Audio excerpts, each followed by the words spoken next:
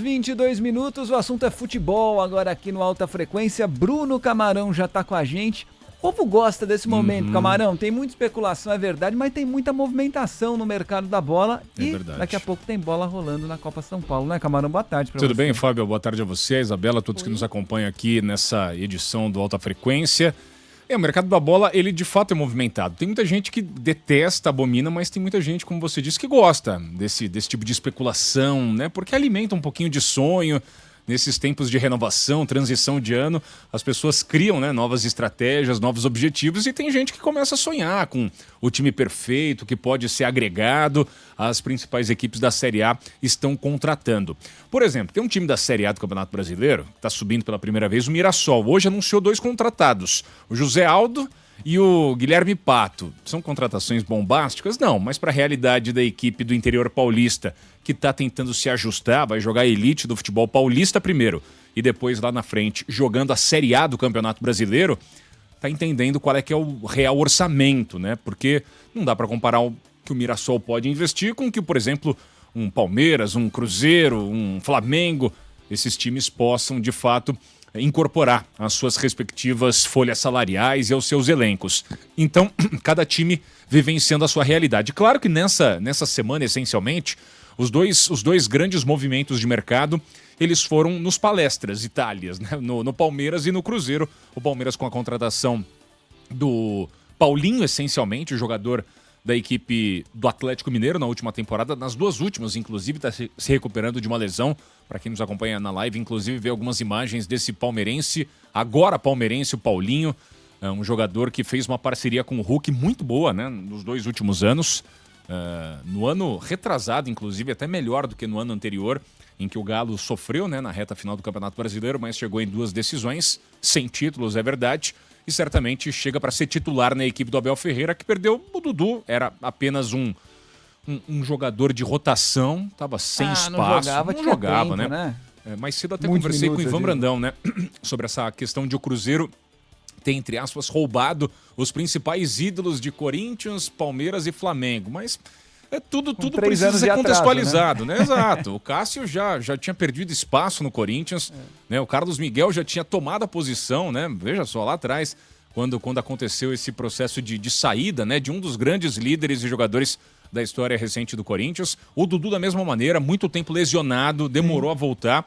E o Gabigol, ele retomou a condição dele de titular com o Felipe Luiz, né? Porque ele ficou basicamente o ano inteiro sem jogar. No ano anterior também já tinha tido uma minutagem muito baixa. E não tinha o Pedro. Além de tudo, é isso. Não tem a concorrência direta do Pedro. Provavelmente, se o Felipe Luiz ou qualquer outro treinador do Flamengo precisasse centralizar um jogador para ser o camisa 9, seria o Pedro e não o Gabigol. Agora, a torcida do Cruzeiro, não estamos minimizando as contratações, não. É muito grande. São grandes contratações, tá? E os 3 podem... O Cássio já tá muito bem no Cruzeiro. Acho que tá bem, falhou um gol ou outro, enfim, mas é um cara que dá segurança.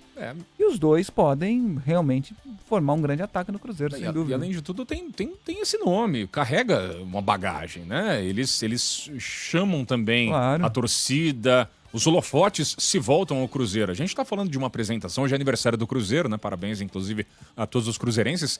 Uma apresentação desse elenco, capitaneada, claro, pelo Gabigol, mas que vai atrair 40 mil pessoas no Mineirão. Isso é muito grande, né? Então as pessoas estão se mobilizando. Existe um movimento especial do lado azul de BH que busca contratações. O Bolassi, né, jogador também que fez uma Série A do Brasileiro boa pelo Criciúma, já é um veterano, é verdade, mas também se incorpora. Cruzeiro de olho no mercado sul-americano.